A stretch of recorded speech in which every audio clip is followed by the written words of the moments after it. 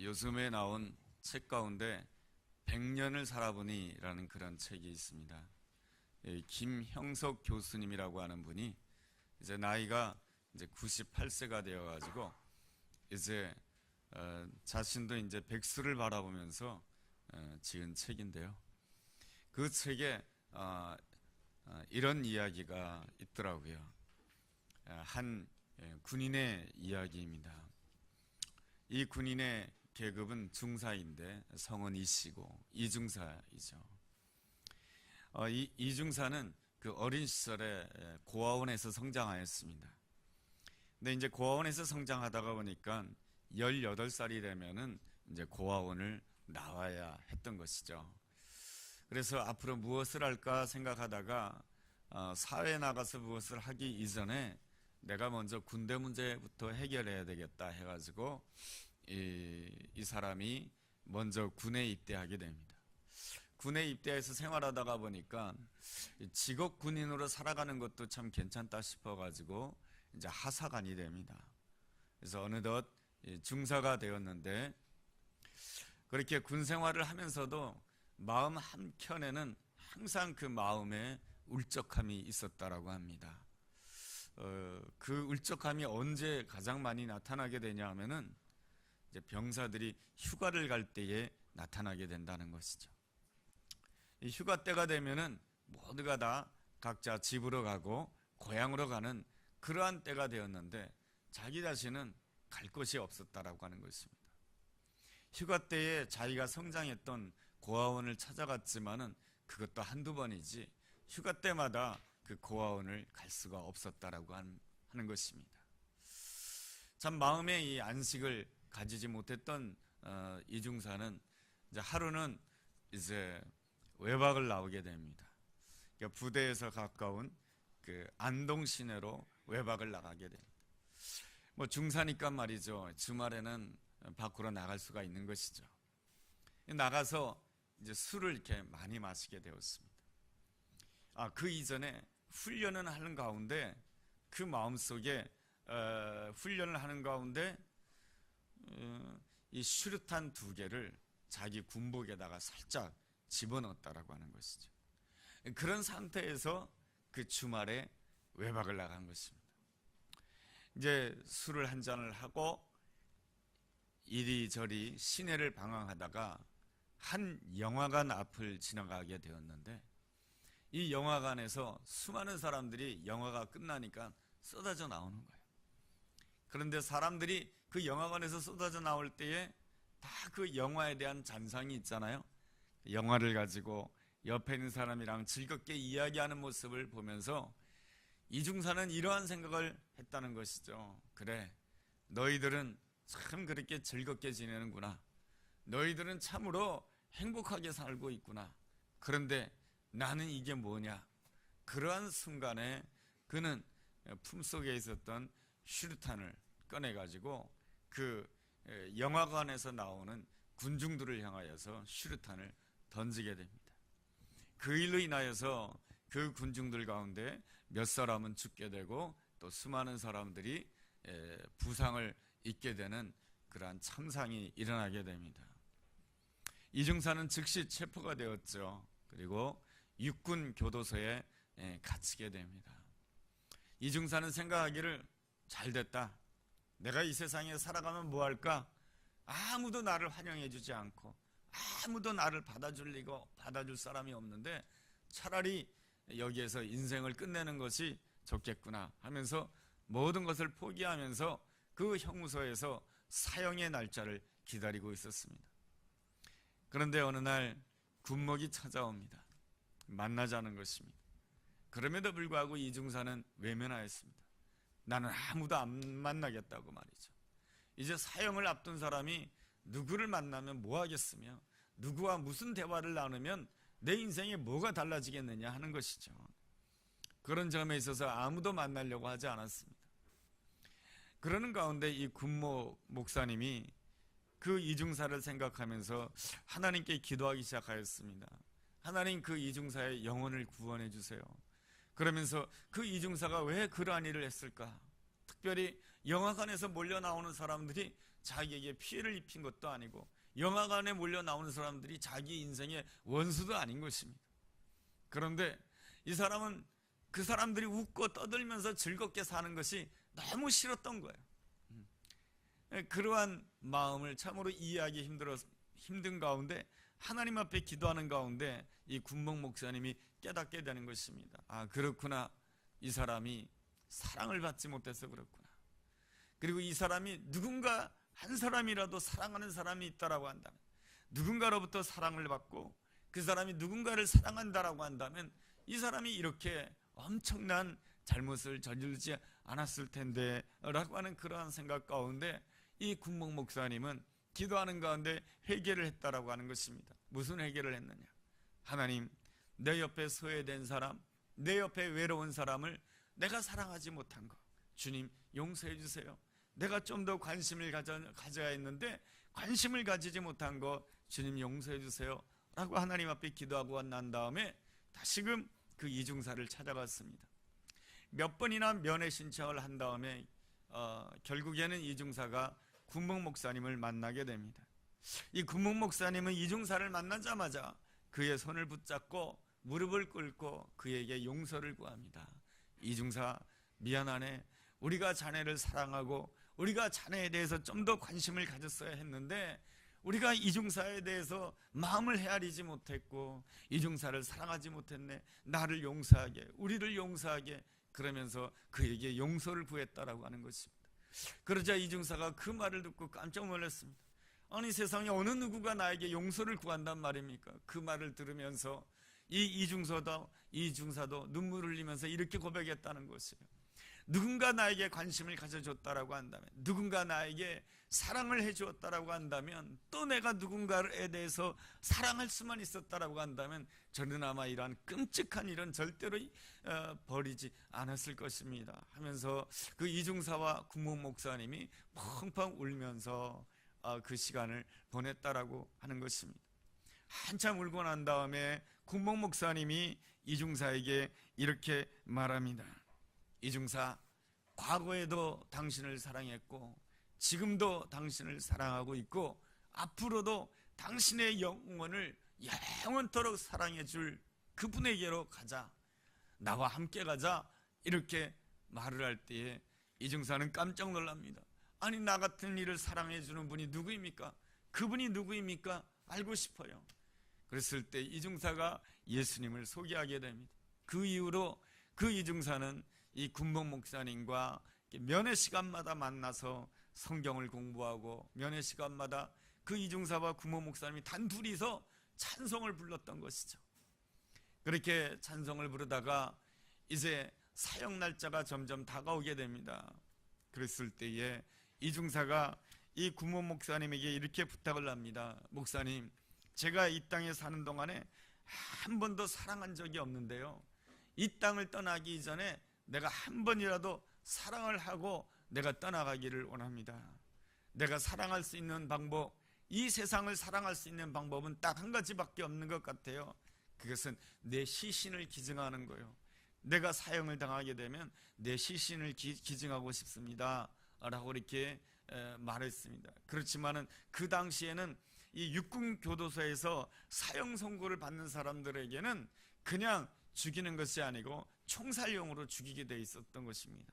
그래서 총살용으로 죽이게 되면 장기가 다 파괴가 되기 때문에 이 시신을 기증할 수가 없는 것이죠. 그래서 기증할 수 있는 시신은 딱 한 가지 있는데 눈이었던 것입니다.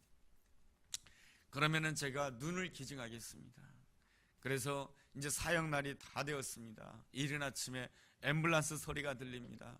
앰뷸런스가 도착을 하게 됩니다. 왜냐하면 이 사형수가 사형을 당하기 이전에 이 안구를 꺼내야 되기 때문에 그러한 것이죠. 그래서 이 군의관이 도착했을 때에 이 이중사가 군의관의 손을 붙잡고 이렇게 말합니다. 군의관님, 저는 이 땅에 사는 동안에 육신의 눈은 떴지만은 마음의 눈은 뜨지 못하고 살았습니다. 제 눈을 받게 되는 사람에게 꼭 전해주시기 바랍니다. 당신은 육신의 눈도 뜨고 마음의 눈도 뜨기를 원합니다. 그래서 내가 이 땅에 사는 동안에 제대로 사랑하지 못했던 그 사랑을 당신은 이 땅을 살아가면서 사랑하면서 사는 사람이 되기를 원합니다. 이 말을 꼭 전달해주고 자기 안구를 그 사람에게 기증했으면 좋겠다라고 하면서 군의관의 이야기를 했는 것이죠. 그리고 나서 구몬 목사님에게 부탁을 합니다. 목사님과 제가 늘 함께 부르던 찬송이 있잖아요. 그 찬송 3절에서 마지막 절로 넘어갈 때, 4절로 넘어갈 때에 제가 죽었으면 좋겠습니다. 그래서 그 유언대로 그 목사님이 찬송을 부르고 3절이 끝날 즈음에 그는 사형장의 이슬로 사라지게 됩니다. 이 중사는 이 삶의 마지막 순간에 깨닫게 된 것입니다. 나의 삶에 있어서 가장 복된 순간은 뭐 이렇게 큰 부자가 되는 것도 아니고 명예를 누리는 것도 아니고 권력을 누리는 것도 아니고 나의 삶의 가장 소중한 행복이라고 하는 것은 바로 누군가로부터 사랑을 받는 것이며 또 내가 누군가를 사랑하는 것이다 라고 하는 것을 깨닫게 됩니다. 깨달은 것이죠. 김영석 교수는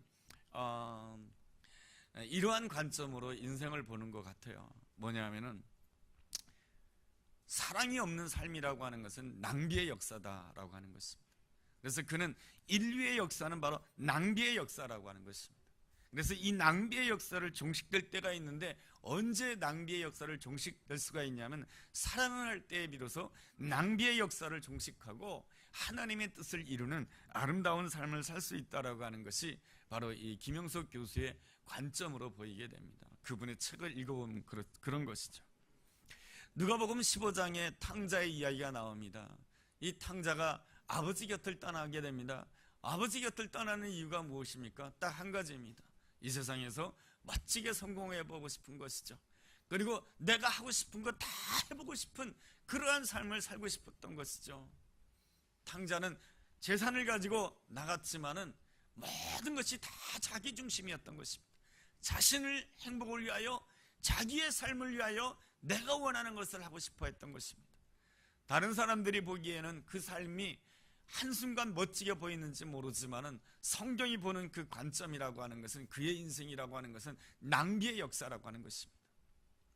낭비의 역사를 보내는 가운데 그는 물질을 다 잃어버리게 되고 사람도 다 잃어버리게 되었을 때야 비로소 그는 아버지 곁으로 돌아오게 됩니다. 아버지 곁으로 돌아오게 되었을 때에 못난 모습, 보잘것없는 모습 그대로 아버지가 받아주고 그 아버지가 사랑해 주는 것을 깨닫게 되었을 때에 그는 낭비의 역사를 끝내게 됩니다.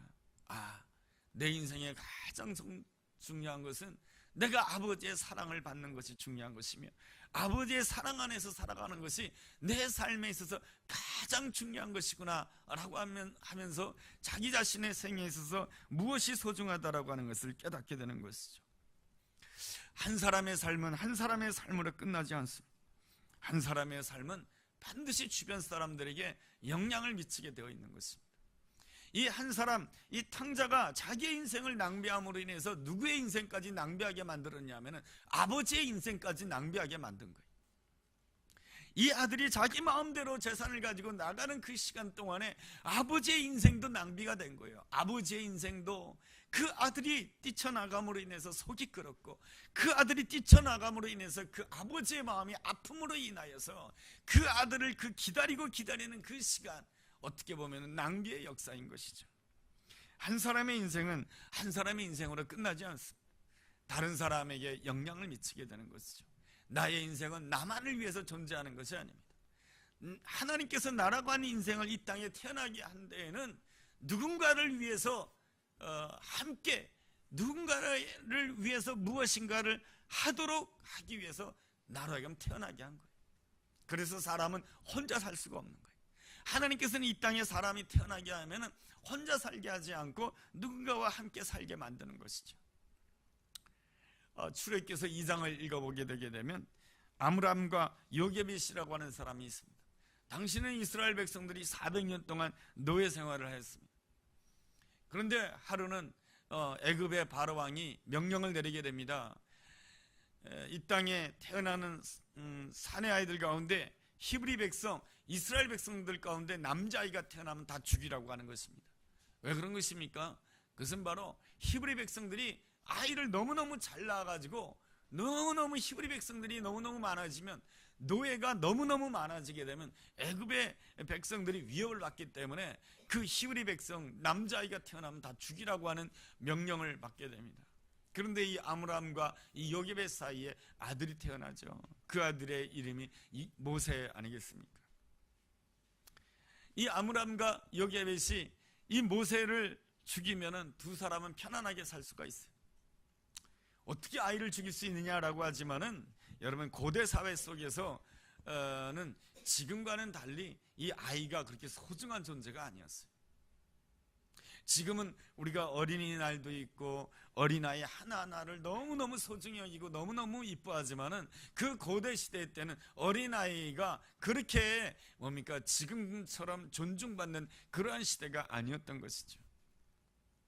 그러한 점에 있어서 그들은 그 모세라고 하는 그 아기를 포기할 수가 있었습니다. 그러나 아므람과 요게벳은 깨달았던 것입니다. 이 아이는 하나님이 우리에게 주신 아이인데 어떻게 우리가 하나님이 주신 아이를 우리 마음대로 할 수 있느냐. 그래서 이 아이를 최선을 다해서 보호하게 됩니다. 그런데 아이가 자라면서 울음소리가 커지게 되자 이 아이를 더 이상 보호할 수가 없게 되자 나일강에다가 흘려보내게 됩니다.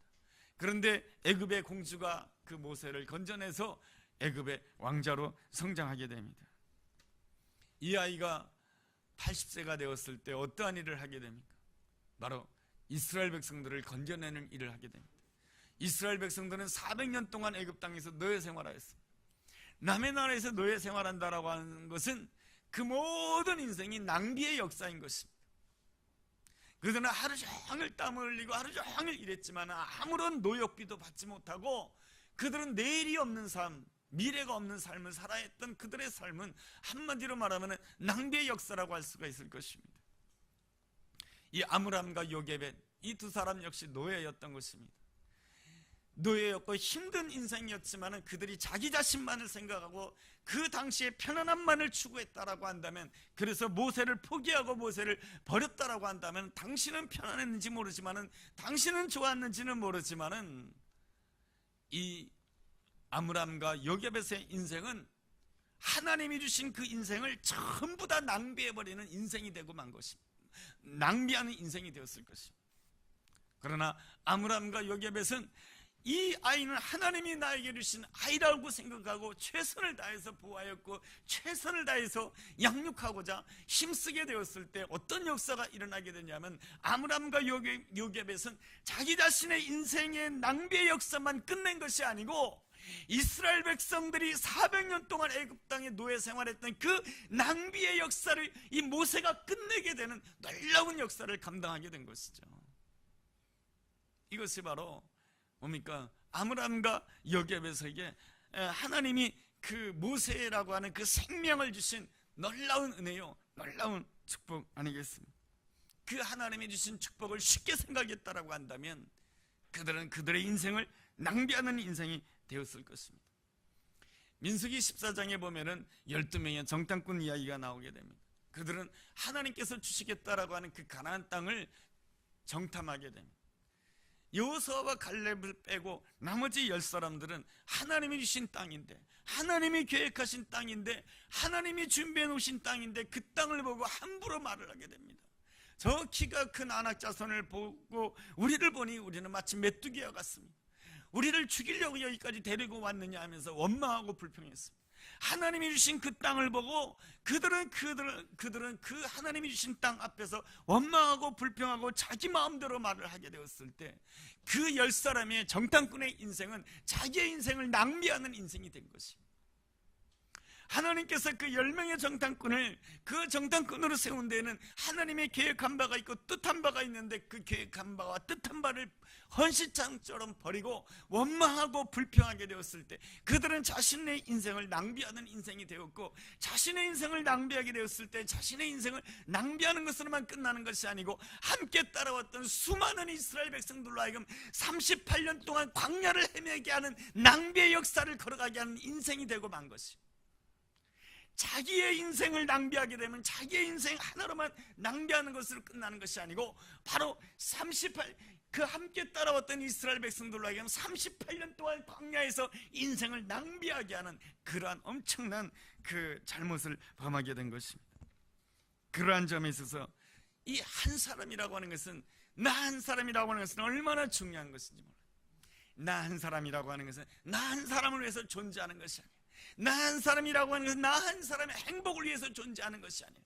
나 한 사람이라고 하는 것은 나 한 사람의 성공을 위해서 존재하는 것이 아니에요.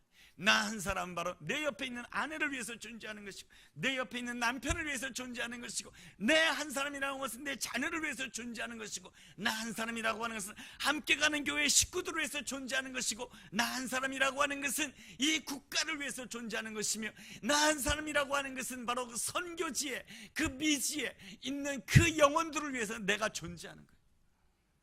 이 사실을 온전히 인식해야 돼요. 그래야 하나님은 그럴 때에 하나님께서 나에게 주어진 이 삶, 인생의 시간을 온전히 감당할 수 있는 사람이 되는 것입니다. 오늘 말씀을 보게 되면은 대제사장과 바리새인이라고 하는 사람들이 나옵니다. 7장 45절에 보면 등장하는 인물을 보면은 대제사장들과 바리새인들이 나옵니다. 그들은 말이죠, 당시 유대 사회 속에서 정말로 존경받는 사람들이었고, 그 사람들은 존경받을 뿐만 아니라 세상의 권력을 가진 사람이었고, 세상의 부를 가진 사람이었던 것입니다. 모든 사람들이 보았을 때 그 당시의 주인공은 바로 대제사장들과 바리새인들이었던 것입니다. 그들이 항상 중심에 있었던 것입니다. 그들 스스로 세상의 주인공이라고 생각했지만은 성경이 보기에, 하나님 보시기에 이 대제사장들과 이 서기관들의 문제점은 자신들의 그 인생을 낭비하는 자들이다라고 하는 것입니다. 왜 그런 것입니까? 그들은 겉으로는 하나님을 섬기는 자들이었지만은, 그러나 속마음으로는 다 자기를 숭배하는 자들이었던 것입니다. 다 자기를 위해서 사는 자들이었던 것입니다. 하나님이 어떠한 분인가, 하나님의 뜻이 무엇인가, 하나님의 계획이 무엇인가, 그것을 겸손하게 배우려고 하기보다는 늘 자기만을 위해서 모든 것을 선택하고 자기만을 위해서 모든 것을 했던 사람이 바로 대제사장들이요 바리새인들이었던 것입니다. 그들의 겉모습은 하나님을 찬양하는 것 같았지만은 그들의 속마음은 자기만을 숭배하는 자들이었던 것입니다. 그들은 하나님을 알지 못하는 자들이었습니다. 그들은 한 번도 하나님의 영광을 체험해 보지 못했어요. 그들은 종교인이었지만은 한 번도 하나님의 사랑에 압도된 적이 없는 사람들이, 내가 예수님을 믿으면서도 그 주님의 사랑에 한 번도 압도되지 않았다라고 한다면 우리는 우리 자신을 돌아봐야 되는 거예요. 이 대제사장들과 바리새인들은 하나님의 사랑에 한 번도 압도되지 않았으면서 너무 높은 직분에 올라가 있었던 거예요. 그러다 보니까 하나님 없이 하나님을 섬기는 사람들이었던 거예요. 하나님 없이도 하나님을 섬기는 것이죠. 그들의 외모와 그들의 형식은 다 하나님을 위하는 것처럼 보였지만, 그러나 다 자기를 숭배하는 것이었어요. 그러니까 예수님께서 기적을 베푸시고 예수님의 말씀을 전할 때 수많은 사람들이 따를 때에 그들의 마음 가운데는 무엇이 일어나냐면 질투가 일어났고, 그들의 마음 가운데는 시기가 일어났고, 어떻게든지 예수님을 죽이려고 했습니다. 왜 그렇습니까? 예수님을 따른 자들이 더 많다라고 하는 것이 감당할 수가 없었던 것입니다. 예수님을 따른 자를 향해서 그들은 함부로 정죄하고 판단하였습니다. 49절 말씀에 보니까 예수님을 따른 자들을 향해서 율법을 모르는 자들이라고 했고, 그들은 저주받은 자들이라고 심판하고 판단하였던 것입니다. 그들은 자기 욕심에만 사로잡혀 있었기 때문에 그런 것이죠. 인생의 참된 아름다움이라고 하는 것은 무엇입니까? 하나님을 아는 것입니다. 하나님의 영광을 알고 하나님의 영광을 나타내므로 하나님을 영화롭게 하는 데 있습니다. 여러분, 하나님의 영광은 어디에 가장 잘 나타나 있습니까?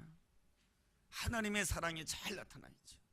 하나님의 사랑은 이 로마서 8장 32절에 잘 표현되어 있습니다.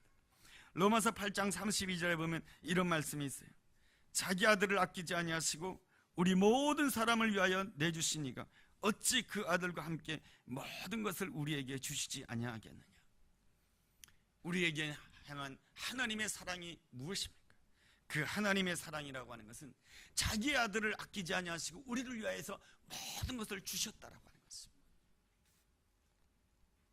자기 아들까지 십자가에 내어주셨다라고 하는 것입니다. 그 내어주신 그 사랑 때문에 오늘 나의 삶이 있는 것이고, 그 십자가의 사랑 때문에 오늘 나에게 아픔이 있고 고통이 있고 슬픔이 있고 어려움이 있다 할지라도 그 모든 것들이 다 뭡니까? 선하게 될 것을 확신하게 되는 것입니다. 왜 그렇습니까? 예수님은 세상의 가장 악함의 결과인 죽음에서 승리하신 분이신 것입니다. 세상에서 가장 악한 결과인 그 죽음, 그 사망에서 부활로서 승리하신 그 주님께서는 우리가 어떤 형편과 어떤 문제 가운데 있다 할지라도 그 모든 것들을 다 선으로 바꿀 수 있다라고 하는 것을 주님께서는 십자가를 통해서 우리에게 보여주신 것입니다. 그러므로 우리는 세상을 향해서 소망이 있는 자로 살아가야 되는 것입니다. 여러분, 베드로전서 2장을 읽어보면 이런 말씀이 있어요. 사람들이 너희들을 향해서 소망이 무엇이냐고 묻거들랑 항상 내 소망은 이것이라고 대답하라고 말씀해주고 있습니다. 베드로전서 2장을 읽어보면. 그런데 세상이 나에게 당신의 소망이 무엇입니까? 물어봅니까? 안 물어보죠. 왜 그렇습니까? 우리의 소망이나 지들의 소망이나 똑같으니까. 우리의 소망도 그것이고 세상의 소망도 그것이에요. 그 소망이 이루어지지 않을 때 우리는 슬퍼하고 낭망하고 절망하죠. 우리의 소망은 어디에 있습니까? 바로 예수 그리스도께 있는 것이죠. 우리의 소망은 오직 예수 그리스도의 십자가와 부활에 있는 것이죠. 그 십자가와 부활에 있다라고 하는 그 사실을 끊임없이 머릿속에 되뇌이고 생각하고 묵상하게 되었을 때 내 삶 가운데서 정말로 예수 그리스도를 즐거워하고 여호와를 기뻐하는 자가 되는 것이죠. 시편 37편 4절에 이러한 말씀이 있습니다.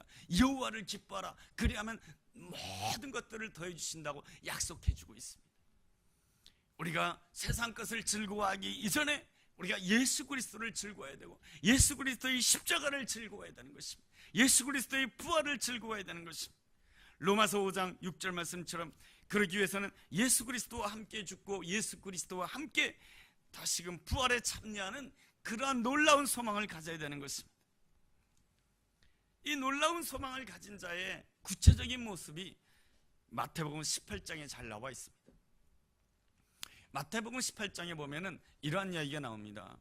어떤 왕이 1만 달란트 빚진 자에게 탕감을 해주게 됩니다. 여러분, 1만 달란트면은 얼마나 되겠습니까? 어떤 사람이 계산한 거 보니까 한 달란트가 금 40kg라네요. 한 달란트가 금 40kg. 그러면은 1만 달란트면은 금 40만 킬로가 되겠네요. 금 40만 킬로면은 얼마가 될까요? 그걸 또 어떤 사람이 계산했어요. 계산했더니 24조 원이 됩니다.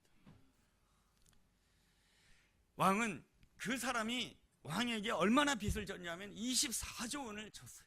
그런데 그 24조 원을 그 사람이 무슨 노력을 해도 갚을 수가 없어요. 그런데 왕이 그를 긍휼히 여겨서 그의 빚을 다 탕감을 해줘요.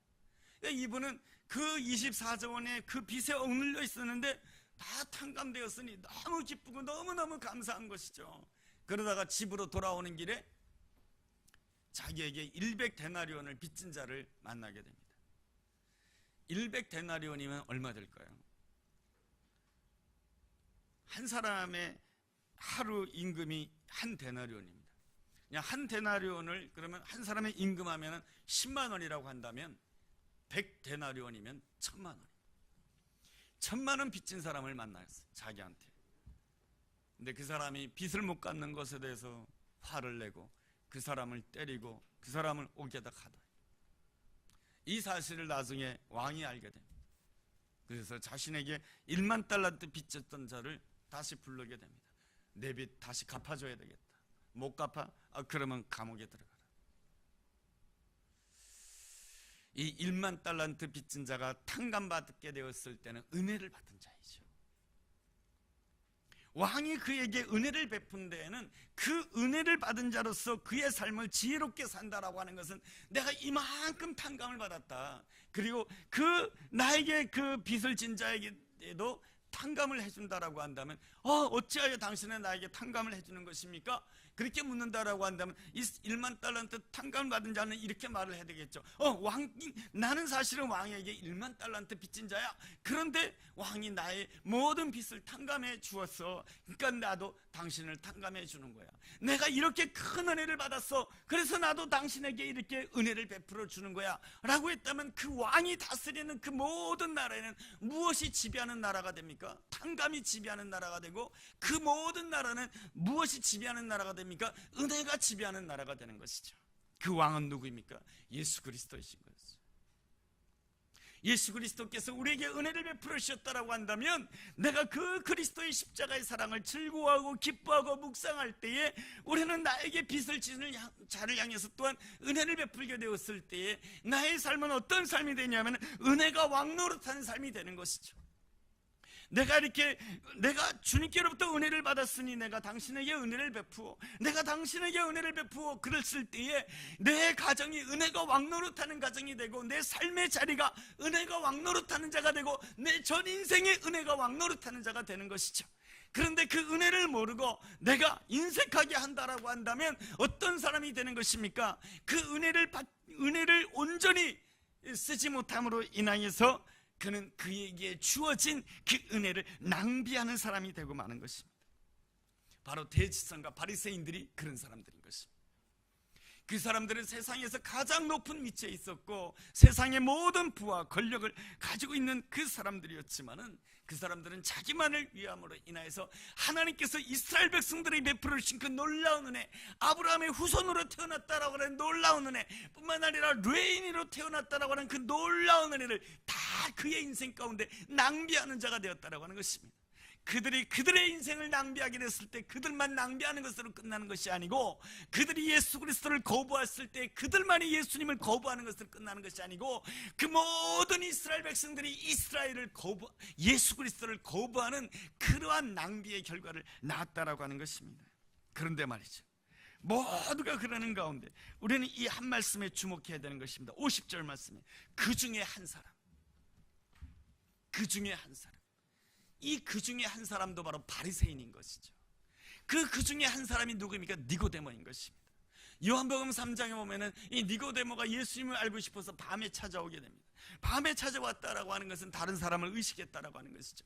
그런데 요한복음 7장에 보면은 이 니고데모가 앞장서서 51절에 예수님을 적극적으로 변호하고 있습니다. 어떻게 우리 율법에는 사람의 말만 듣고 판단하느냐, 그 사람의 행위와 진실을 봐야 되지 않겠느냐 하면서 예수님을 적극적으로 변호하게 됩니다. 그는 끊임없이 주님을 알고자 했습니다. 끊임없이 예수 그리스도를 알고자 했습니다. 그랬을 때 예수님께 더 가까이 가는 자가 되었던 것이죠. 그랬을 때 요한복음 19장에 예수님께서 십자가에 죽으시고 무덤에 갇히셨을 때에 이 니고데모가 예수님께 가게 됩니다. 모든 제자들이 도망갔지만은 이 니고데모는 아리마대 요셉이랑 함께 그 예수님 무덤에 찾아가게 됩니다. 무엇을 들고 찾아갔느냐? 요한복음 19장을 읽어보면은 몰약과 침량 섞은 것을 100리터를 가지고 갔다라고 합니다. 그 몰약과 침량이 100리터라고 한다면, 그러니까 시신의 부패를 막기 위한 것이죠. 그 당시 유대 땅은 중동 지방이기 때문에 굉장히 더운 것이죠. 시신의 부패를 막기 위해서 몰약이 필요했겠고 침향이 필요했던 것이죠. 이 몰약과 침향 100리터는 오늘날 가격이 얼마나 되느냐? 그때 어떤 사람이 계산했어요. 150억 원. 그러고 보면 이 니고데모는 바리새파 사람이고 재산이 많았던 사람이라고 하는 것을 알 수 있어요. 여러분, 장례식 때 이렇게 돈을 많이 쓰는 것은 아무나 할 수 있는 것이 아니에요. 당시에 이 몰약과 침량을 100리터나 쓰는 것은 누구에게만 사용되었냐면 로마 황제에게만 사용되었다는 것입니다. 로마 황제가 죽을 때만이 그 로마 황제 시신에다가 그 100리터의 몰약과 침향을 발랐다라고 하는 것이죠. 그러니 당시에 모든 사람들은 뭐라고 이야기했습니까? 로마 황제가 우리의 주님이시다라고 고백했던 그 시절에 이 니고데모는 이 바리새파인 그 중에 한 사람, 모든 사람들이 자기만을 생각하고 있을 때 그 중에 한 사람은 오직 예수 그리스도를 위하여 자기의 모든 재산이라고 일컬어질 수 있는 그 수많은 물질을 가지고 예수님을 위하여서, 예수님의 장사를 위하여서 몰약과 침향 100리터를 주님께 드린 것이죠. 그것이 바로 요한복음 19장에 기록되어 있는 것입니다. 그것은 무엇입니까? 황제가 나의 주님이 아니시고 예수님이 나의 주님이시다라고 하는 것을 고백하는 것이며, 온 세상 사람들을 향해서 로마 황제가 당신의 인생을 책임져 주는 것이 아니고 예수 그리스도가 당신의 인생을 영원히 책임져 준다라고 하는 그 사실을 온 천하에 고백한 거랑 똑같은 것입니다. 이것이 바로 니고데모는 자기의 주어진 그 생애를 낭비하지 아니하고 하나님 중심으로 헌신하게 된 것이죠. 그래서 성경은 그를 일컬어서 이야기할 때 요한복음, 저는 이 본문을 읽을 때 너무 감격스러워요. 그 중에 한 사람이, 다른 사람들이 다 자기만을 위해서 살아갔을 때 그 중에 한 사람은 달랐다는 거예요. 내가 그 중에 한 사람이 될 수 있을까? 모든 사람들이 다 유행을 따라, 모든 사람들이 다 눈에 보이는 것을 따라 살아갈 때에 나는 그 중에 한 사람으로서 눈에 보이지 않는 그 하나님을 위해서 나는 순종하고 충성할 수 있을까? 이 그 중에 한 사람, 그 중에 한 사람으로 사신 분이 바로 예수 그리스도이신 것입니다. 예수님의 그 아름다운 모습이 로마서 7장 53절 8장 1절에 나와 있어요. 여러분, 요한복음이죠. 요한복음 7장 53절 보면 무슨 말씀입니까? 다 각각 집으로 돌아가고 예수는 감난산으로 가십니다. 예수님께서 초막절에 나오셔서 말씀을 전하셨습니다. 누구든지 목마른 자가 있거든 내게로 와서 마시라, 너희 배에서 생수의 강이 흘러나리라 하면서 놀라운 축복의 메시지를 전했고 생명의 말씀을 전했습니다. 그런데 그 말씀을 전하시고 또한 그랬지만은 많은 사람들이 다 어떻게 했습니까? 다 각각 자기 집으로 갔다는 것이죠. 아무도 예수님 우리 집에 가시죠, 그런 사람이 없었어요. 말씀에는 은혜 받고 기적의 현장에서 놀라워했지만은 다 각각 자기 집으로 갔다는 거예요. 어느 누구도 예수님을 자기 집으로 모시려고 하는 자가 없었다라고 하는 것입니다. 그들의 등을 보면서 예수님 마음이 섭섭했겠죠. 예수님은 정말로 하나님을 위해서 헌신했는데, 예수님은 정말로 오직 하나님의 영광을 위해서 헌신했는데 다 각각 자기 집으로 가더라는 것이죠. 아무도 예수님과 함께하지 않습니다. 그랬을 때 예수님이 어디로 가셨습니까? 감난산으로 가셨습니다. 왜 예수님께서 감난산으로 가신 것입니까? 기도하시기 위한 것이죠. 잘 것이 없어서 감난산에 가신 것이 아니에요. 모든 사람들이 다 집으로 가게 되었을 때에 예수님은 감난산으로 가시는 것이죠. 거기 가서 무슨 기도를 했겠습니까? 자신의 아내를 위해서 기도했겠습니까? 자신의 성공을 위해서 기도했겠습니까? 자신의 행복을 위해서 기도했겠습니까? 예수님은 감난산에 오르셔서 자기를 내려놓기 위해서 기도하신 것입니다. 오병이어 기적 현장에서도 오병이어로 수천 명을 먹이게 되자 수많은 사람들이 예수님을 임금으로 삼으려고 했을 때 예수님은 그 무리를 피하시고 산으로 올라가셨다라고 말씀해 주고 있습니다. 왜 산으로 올라가신 것입니까? 그것은 바로 자신을 내려놓기 위한 것입니다. 자기의 십자가를 지기 위한 것이죠. 이러한 자기의 십자가를 지는 그 순간순간이 반복되었기에 하나님의 때에 십자가를 져야 될 때에 예수님께서는 감남산 가운데서도 겟세마네라고 하는 그곳에서 예수님이 이렇게 기도하는 것이죠. 아버지, 내 뜻대로 마옵시고 아버지의 뜻대로 하옵소서. 그랬을 때에 하나님께서는 예수님을 마음껏 쓸 수가 있었던 것이죠. 예수님 입장에서 오병이어 기적 현장에서 수많은 사람들이 예수님을 세상의 임금으로 세우려 했을 때 예수님 모른 척하고 세상의 임금이 되었다라고 한다면 하나님께서 예수님을 이 땅에 보내신 그 모든 인생을 낭비하는 인생이 되고 마는 것이죠. 그렇죠? 예수님께서 이 땅에 사는 동안에 육신은 편안했을지 모르지만, 이 땅에 사는 동안에 육신의 영화는 누렸을지 모르지만, 하나님 보시기에 그 예수님의 그 모든 인생은 전부 다 낭비의 역사인 거예요. 낭비하는 시간이에요. 내가 어떻게 너를 보냈는데 그렇게 사냐, 낭비하는 것이죠. 예수님의 낭비는 예수님 혼자만의 낭비로 끝나는 것이 아니에요. 전 인류의 역사가 죄로 말미암아 사망으로 흘러가는 그 역사를 어느 누구가 종식할 수 있으며, 그 죄로 말미암은 낭비의 역사를 누가 끝낼 수 있습니까? 예수님만이 끝낼 수 있어요. 예수님께서 온전히 감람산에서, 겟세마네 동산에서 자기 자신을 온전히 내려놓는 그 헌신과 결단이 있게 되었을 때에 예수님은 자신뿐만 아니라 온 인류의 역사에 그 낭비의 역사를 종식시킬 수 있는 놀라운 그리스도, 하나님의 아들 메시아가 될 수가 있었던 것이죠. 예수님은 바로 이 땅을 살아가시면서 그 중에 한 사람으로 사신 것이죠. 주님께서는 오늘 우리에게 그렇게 요구하시는 것이죠. 너는 그 중에 한 사람이 될 수 없느냐? 우리는 세상의 외모를 보면서 부러워하기도 하고, 세상의 강함을 보면서 위축된 마음을 가지기도 하고 열등감을 가지기도 합니다.